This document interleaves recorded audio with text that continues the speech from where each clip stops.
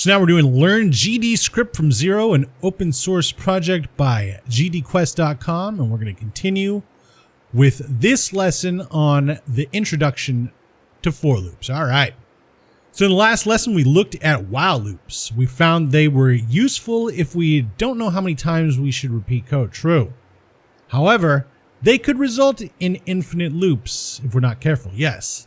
The loop below never ends because we never increment the number variable, right? So we got var number equals 0, while number is less than 3, cell plus equals vector 2, 1, 1, all right? So since we don't increment number, it will never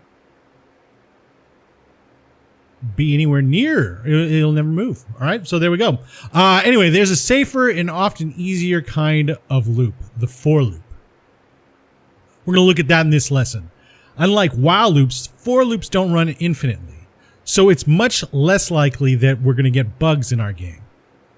It's recommended that we favor for loops over while loops because of this. Well, yeah, for loops are much better most of the time.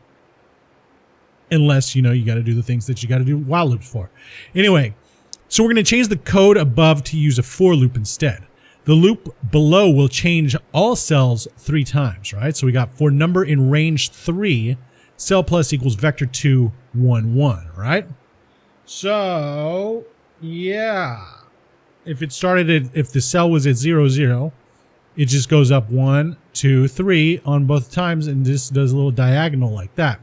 Okay, anyway, let's go look at what's going on here. So the range function is a helper function that Godot has. Here, there we go. Calling range in creates a list of numbers from 0 to n minus 1, okay? So calling range 3 outputs the list of numbers 0, 1, 2, right? So like it said, n minus 1 because it starts at 0. And range 5 goes 0, 1, 2, 3, 4, right? It won't touch the last one because that would be 6 numbers, right? Of course. All right. So what list of numbers would range 6 create? What would print range 6 print to the console? Minus 1, right? So this one, 0 to 5. Let's do it. Submit it. There we go. All right. So the function range in creates a list of numbers from 0 to n minus 1. The output list starts with 0 and ends with 5. So calling range 6 will output a list of 6 numbers, which are 0 through 5, right? How for loops work. In a for loop, the computer takes each value inside a list, stores it in a temporary variable, and executes the code in the loop once per value. True. All right, so this is the temporary value. Each value inside a list. I guess this is the list, and then this is the code that gets executed, right? So let's run it. So, no. Let's reset. Let's do the steps. So that's the function call. And then for number in range, okay, so number now equals 0 because that's the first number in the range 3. And then we're going to print number, which is 0. Do it again. Number changed to 1, print the number. Now it's 1. Number changed to 2, print the number 2. And that's the end of that because it's n minus 1, right? So 3 minus 1, which would be 2. There we go. So in the above example, for each item in the list 0, 1, 2, Godot sets number to the item, then executes the code in the for loop, all right? So they're going to explain arrays more thoroughly in the next lesson because this is the first time we've seen array in this course so far. But notice that number is just a temporary variable. Yes, it's definitely just a temp variable in that one, right? It's like calling the variable inside of the while loop or whatever. We create it when defining the loop, and the loop takes care of changing its value. Also, we can name this variable anything we want. True. All right. So this code behaves the same as the previous example.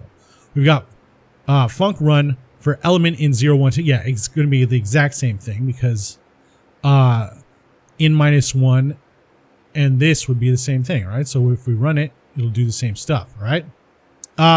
In both examples, we print the value of the temporary variable we created, number, in the first example, an element in the second.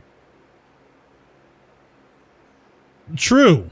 Okay, I guess there was a difference other than just the array here and the range here. Yeah, number element. Yeah, it doesn't matter. As long as this and this are the same, it doesn't matter. It could be anything else but a number or something with a space in it. You know how variables are.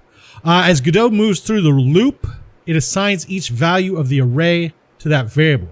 First, it sets the variable to 0, then to 1, and finally to 2. Okay. We can break down the instructions the loop runs. We can see how a loop is a shortcut to code that otherwise gets very long. Yeah. True.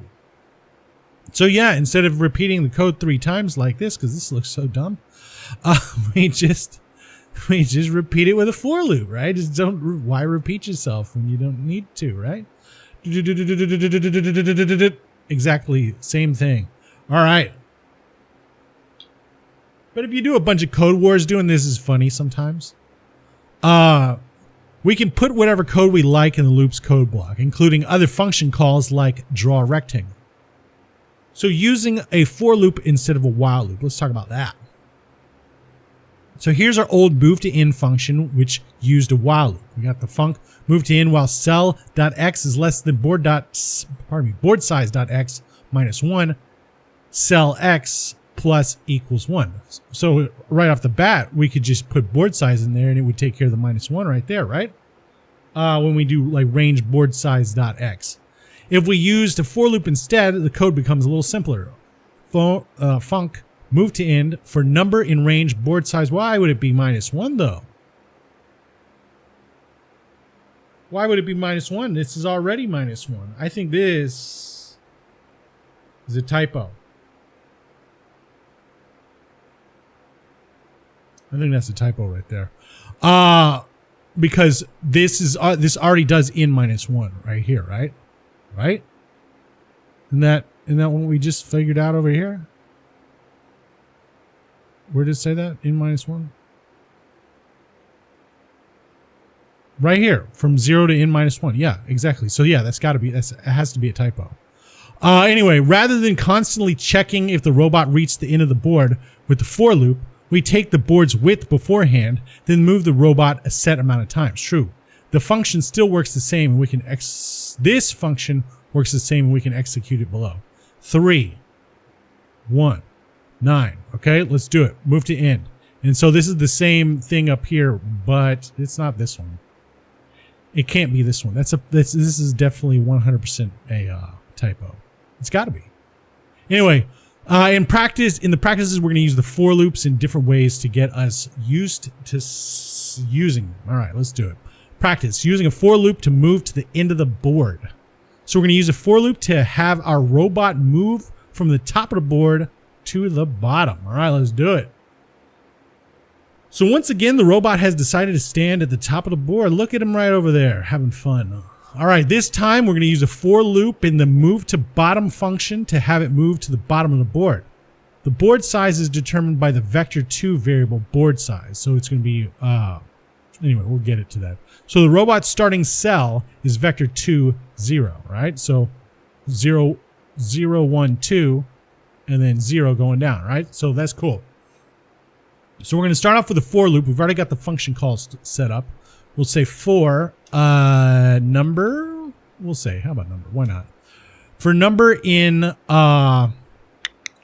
what's the thing called? Something, something, something range. What else were we doing? Board size? Board size. But we're only doing y because it's a vector.y, not u.y. All right. So for number in range board size.y, and then we're going to have a colon right here. We'll come down here, and inside this, what are we going to do? Move it. We'll say cell.y plus equals number. Is that what we're going to do? Let's check it. Where'd it go?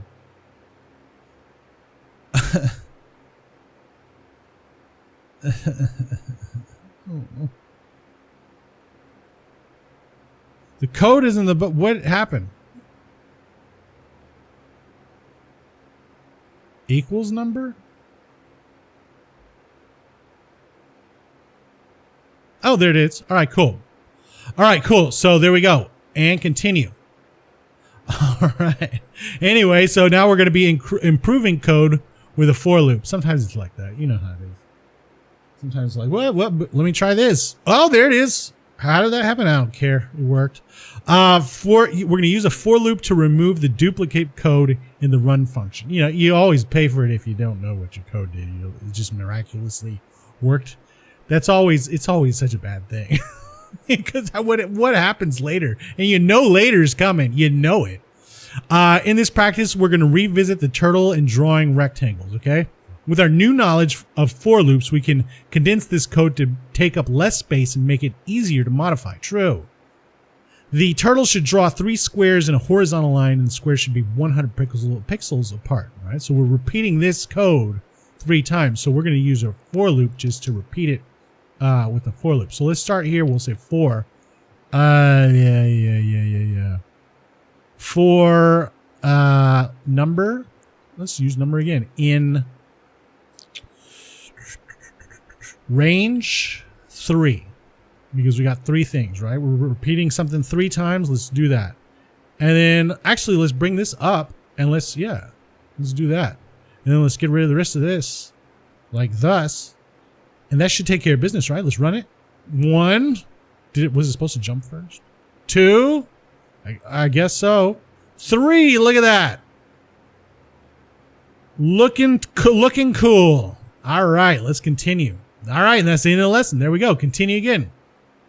All right. So now we're on to creating arrays, and we'll see you next time.